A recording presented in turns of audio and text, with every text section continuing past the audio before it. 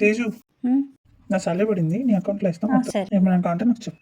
సరే నేను చూసుకుంటాను. కూరగాయలు మరి వారం వారం తీసుకొస్తున్నాం. ఈసారి అలా కాదు, 3-4 రోజులకి తెచ్చుకోవాలి. Rent, current bill, motor bill amount చాలా అయిపోయింది. వాళ్ళు కూడా కొంచెం ఎక్కువ పంపించుకోవాలి, సరిపోవడం లేదు. తేజు కొంచెం అమౌంట్ కావాలి, ఇస్తావా? తెచ్చిస్తాను, ఒక నిమిషం.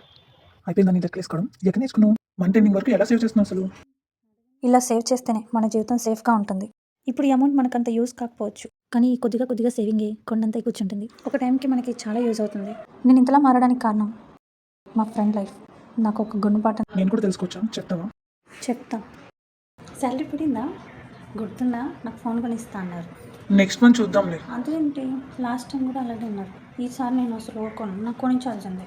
సరేలే, చెప్తే వినవుగా. అలరా దారికి. ఎప్పుడు తీసుకెళ్తారు? రేపు వెళ్దాం. ఓకే. అన్నట్టు మర్చిపోయా, ఈ రోజు నుంచి బిల్స్ అన్నీ నేనే చూసుకుంటా. నా ఫోన్కి ఫోన్పే చేసింది, ఓకేనా? సరే, జాగ్రత్తగా మెయింటైన్ చేయి. ఈ డ్రెస్ ఏంటి ఇంత ప్రైస్ డ్రాప్ అయింది? తీసుకుందాం. ఆల్రెడీ 3 డ్రెస్సెస్ ఉన్నాయి కదా కొత్తవి, మళ్ళీ ఈ ప్రైస్ రాదు, తీసుకుందాం. కొంచెం ఉండండి అక్క, అప్పుడే వెళ్ళిపోతున్నారు. నేను చీరలు అప్పటిగా చూడు, ఆమె మళ్ళీ కొత్త కొత్త చీరలు తీసుకొచ్చాను. అక్కడికి వెళ్ళి అందరం చీరలు చూసి నచ్చిని కొనుక్కుందామని వెళ్తున్నాం. నువ్వు రావనుకుంటలే, మళ్ళీ అడిగితే నీకు ఇవ్వదనుకుంటా, నాకు తెలుసు. ఇప్పుడే ఫుల్ క్యాష్ ఇచ్చి 4 చీరలు కొంటా, పదండి. క్యారేజ్ రెడీ అని అడుగుతుంటే పొద్దు నుంచి అలా సైలెంట్గా కూర్చుంటావేంటి? గ్యాస్ అయిపోయింది. అమౌంట్ నీ దగ్గరే ఉందిగా, బుక్ చేయపోయావు? మీరు ఇచ్చిన క్యాష్ అంతా నేను ఆన్లైన్ షాపింగ్ చేసేసాను. ఏం మాట్లాడుతున్నావు నువ్వు? అంత డబ్బు ఆన్లైన్ షాపింగ్ చేసావా? ఏం చేసుకుంటావు ఇప్పుడు? గ్యాస్ అయిపోయింది, ఆ షాపింగ్ చేసిన నువ్వు తింటావా?